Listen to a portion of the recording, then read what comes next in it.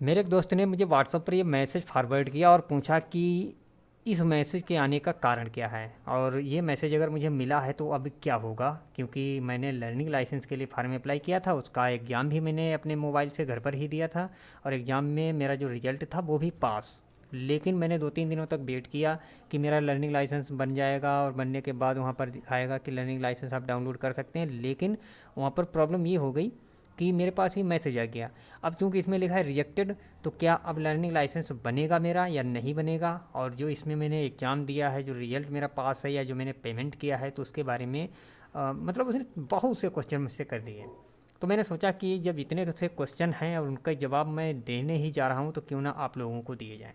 तो अगर आपके पास भी किसी भी प्रकार की लर्निंग लाइसेंस अगर आपने अप्लाई की है और इस तरीके से आपके सामने एक मैसेज आया है योर एप्लीकेशन नंबर रिजेक्टेड, तो अब आपको करना क्या है?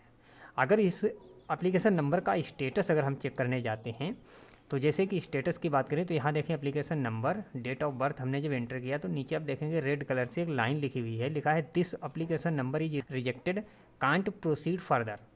इसको अब आगे नहीं बढ़ाया जा सकता। और अगर इसी को हम स्क्रॉल करके बिल्कुल नीचे की तरफ आते हैं तो यहाँ पर आप देखें, यहाँ पर थोड़ा सा हम ऊपर की तरफ लेकर के चलते हैं जिससे कि आपको दिख सके। यहाँ पर देखिए हमने इसका जो ऑनलाइन एप्लीकेशन था वो 12 जुलाई 23 को फिल किया, 12 जुलाई 23 को ही हमने डॉक्यूमेंट अपलोड किए। उसके बाद 20 जुलाई को हमने फिर से इसके सिग्नेचर और फ़ोटो अपलोड किए और 13/7 को हमने पेमेंट किया। लेकिन यहाँ पर स्लॉट तो जैसे एग्जेम्प्टेड इसमें होता है, स्लॉट आपको बुक नहीं करना होता। और यहाँ पर लिखा है this application has me rejected, please contact the concerned officer. और टेस्ट रिजल्ट की अगर बात करें तो ये पास है, डेट यहाँ पर देख लीजिए, और conducted by self online learning licence test, और फर्स्ट अटैम्प्ट में ही ये रिजल्ट जो है ये पास है। तो इतना सब कुछ करने के बाद आखिर ये मैसेज क्यों आया?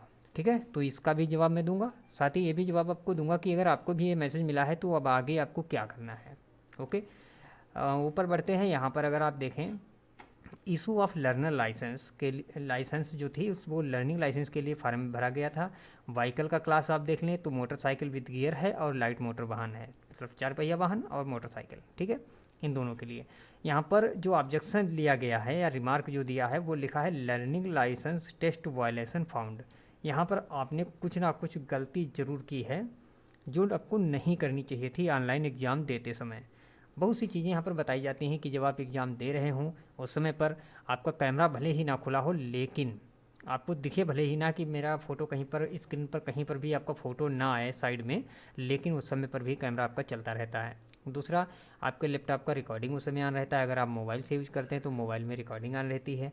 आप किसी भी क्वेश्चन को आंसर करने में अगर बहुत ज़्यादा टाइम लेते हैं या आप बहुत वीक जगह पे हैं जहाँ पर नेटवर्क बहुत वीक है, तो उन चीज़ों में भी आपको लर्निंग लाइसेंस टेस्ट वायलेशन जो है उसी में पाया जाता है।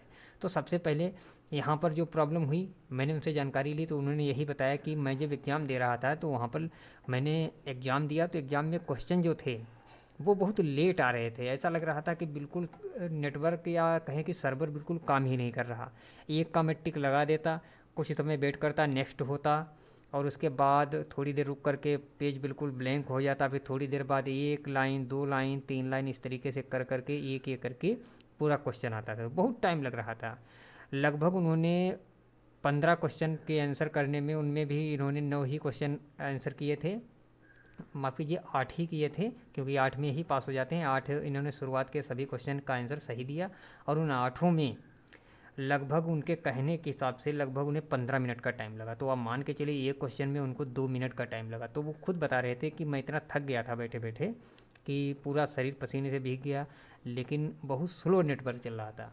अब उन्होंने तो अपनी तरफ से कोई गलती नहीं की कि मैं कोई नकल करने की कोशिश करूं या किसी की हेल्प लेने की कोशिश करूं या ऐसा वैसा कुछ करूं, उन्होंने कुछ नहीं किया। सीधा उनका कहना था कि मैं अकेले बैठ करके मैंने एग्ज़ाम दिया। लेकिन प्रॉब्लम इतनी हो गई कि नेटवर्क बहुत ज़्यादा स्लो था, इस वजह से बहुत ज़्यादा टाइम मुझे लग गया। और शायद जो कंसर्न ऑफिसर हैं जैसे कि आपके ARTO या RDO साहब, उनको लगा हो कि बंदे ने इतना टाइम आखिर लिया कैसे, एग्ज़ाम उसका शुरू हुआ था इतने टाइम पे और ख़त्म हुआ इतने टाइम पे, और इसके बीच का जो टाइम है, मतलब आपको एक क्वेश्चन को हल करने के लिए सिर्फ 30 सेकंड दिए जाते हैं, और 8 क्वेश्चन अगर आपने हल किए हैं और पूरा पूरा टाइम आपने लिया तब भी आपके 240 ही सेकंड हुए। उसके बावजूद आपने पूरा 15 मिनट कैसे ले लिया, आखिर ये टाइम गया कहाँ? तो इन चीज़ों में क्या है कि वो इसको वायलेशन समझते हैं, तो उन्होंने इसी वजह से इसको रिजेक्ट किया। अब बात आती है कि अगर रिजेक्ट हो गया है तो आपको करना क्या है। रही बात पेमेंट की, जो आपने पेमेंट किया है वो पेमेंट तो आपका रिफ़ंड होना नहीं है। ये चीज़ बता दी जाती है उसी समय पर जिस समय आप पेमेंट करने के लिए जाते हैं। जब आप ऑनलाइन अप्लाई करते हैं फॉर्म को, उसी समय आपको बता दिया जाता है कि आप जो ये पेमेंट करने जा रहे हैं ये किसी भी कंडीशन में आपका रिफ़ंड नहीं होगा। इसलिए एक बार आप पुनः सोच लें, एक बार आप पुनः देख लें सभी चीज़ें, उसके बाद ही पेमेंट करें। अगर एक बार आपने पेमेंट कर दिया तो किसी भी कंडीशन में आपका पेमेंट वापस नहीं होगा, भले ही आप अपना एप्लीकेशन नंबर ही डिलीट क्यों ना कर दें। इस एप्लीकेशन नंबर पर ना तो आपका लर्निंग लाइसेंस नंबर जारी होगा, ना तो आपका लाइसेंस इस नंबर पर बनेगा, ना ही इसमें आपको किसी भी प्रकार का कोई रिफ़ंड मिलेगा। तो कहने मतलब ये है कि अगर आपको ये मैसेज आ गया है जिसमें लिखा है कि your application number is rejected, तो आप ये मान के चलिए कि अगर आपको लाइसेंस बनवाना है तो आप दोबारा से फॉर्म को अप्लाई करिए, वही काम फिर से दोहराइए। और ध्यान रहे कि अगर आपको इन चीज़ों से बचना है तो 2 काम आप पहले कर लें।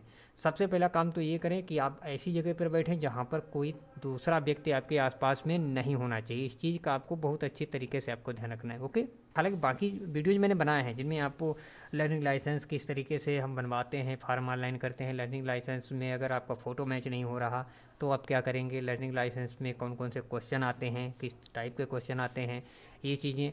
उसके अलावा लर्निंग लाइसेंस आप जब एग्ज़ाम में पास हो जाएं, पास होने के कितने दिन बाद आपको लर्निंग लाइसेंस और किस तरीके से डाउनलोड कर लेना है, ये सभी चीज़ें मैंने आप लोगों को बताई हैं और वीडियोज़ बनाए हैं। अगर आपने हमारे पुराने वीडियोज़ नहीं देखे हैं तो आप इसी चैनल के नाम पर क्लिक कर लें या इस वीडियो के डिस्क्रिप्शन बॉक्स में जाएँ, वहाँ पर आपको हमारी एक प्लेलिस्ट का लिंक मिलेगा जिसका नाम है ड्राइविंग लाइसेंस। उस प्लेलिस्ट पर आप लिंक पर क्लिक करें, उसमें आपको सभी वीडियोज़ मिल जाएंगे। जो भी वीडियोज़ आप देखना चाहें ड्राइविंग लाइसेंस या लर्निंग लाइसेंस या वाहन से रिलेटेड, उनको आप देख सकते हैं, ओके। तो मुझे उम्मीद है दोस्तों कि इस वीडियो में मैंने आप लोगों को ये जो प्रॉब्लम थी एप्लीकेशन नंबर रिजेक्टेड वाली, इससे संबंधित सभी क्वेश्चन का आंसर दे दिया है। और फिर भी अगर आपका कोई भी सवाल रह गया है जो कि मुझे बताना चाहिए था या आप उसका उत्तर ढूंढने आए थे लेकिन इस वीडियो में नहीं मिला है, तो एक बार आप हमारे टेलीग्राम चैनल पर आइए और वहाँ पर मैसेज कर दीजिए। अगर आपको तुरंत रिप्लाई ना मिले तो आप बेशक हमारे चैनल को फिर से डिस्क्राइब करके मतलब अनसब्सक्राइब करके जा सकते हैं। आप एक बार टेलीग्राम पर हमें मैसेज ज़रूर करिएगा। चैनल का नाम है नवीन CSC। मिलते हैं आपको अगले वीडियो में, तब तक के लिए मुझे दीजिएगा इजाज़त। धन्यवाद।